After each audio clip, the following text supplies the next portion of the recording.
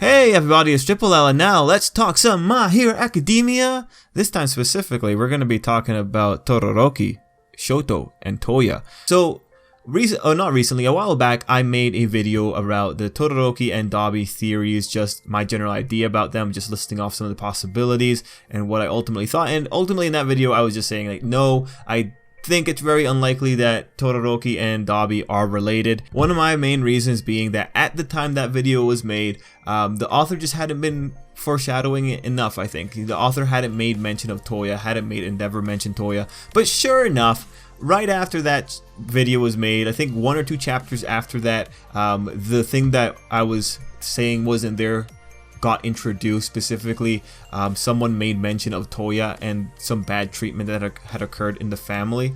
And fast forward to today at chapter 202, and we got a new flashback that continues pretty much more of what I thought was missing at the time of that video. Specifically, we got another bit of info dump on Toya. So mind you, these are spoilers from the manga, but I'm only going to show you one panel just to see what it's saying. And the panel is, Toya's case was regrettable. He possesses even greater firepower than mine, and yet he inherited Rei's weak constitution. He was almost perfect. Almost. Now, the biggest thing you have to take away from that line is just there was a bit of training going on with Toya. One of the key words is, or key phrases, greater firepower. And when it comes to greater firepower, we look at Dabi and we know, well, Dabi's got blue flames. We know that means they're hotter. We know that Endeavor can go into blue flame. We know that there is an overheating problem. We know that Dabi has burns. So again, showing this information now, definitely it does kind of inch Dabi and Todoroki, or sorry, Shoto being brothers and Dabi being Toya. Although now that we have the information, I kind of want to put it in a timeline, and honestly I'm kind of weirded out by the timeline that's presented here. And for this, we're just going to use the shot of the siblings and then the shot of, I guess, this most recent flashback. And I'm pretty sure that the shot of the siblings happens first, because in the most recent flashback, if you look at the bottom of that page, you have Shoto with his scar.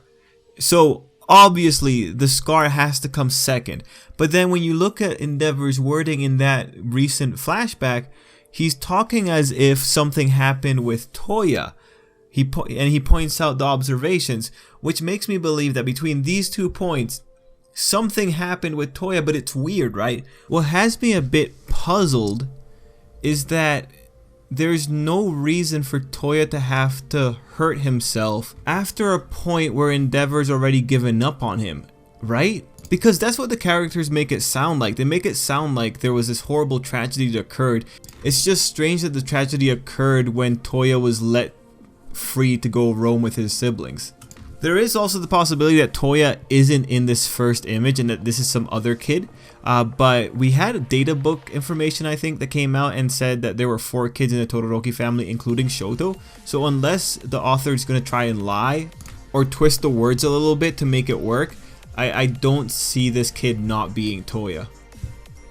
And actually, speaking of changes, this scene that we have in the manga had a change in the anime. In the anime, we have this rendition of the scene where the unknown child has red hair instead of white, and we know that if he had red hair, it would have been colored that way in the manga. Looking at the fact that there was a change across the 2 medias, what I'm led to believe is probably the author at the time of chapter 39 didn't have a full trajectory for Toya, or in this case, like, you know, just for the sake of argument, for Dabi, right? He didn't have a full trajectory for it. But by the time that the anime came around, he probably had better ideas about what he was going to do, and he made the appropriate adjustments. And just for the naysayers out there who say that there's no way that the Hero Academia doesn't have everything planned out, look, he's come out and he said it. He even admitted it in an interview for other characters.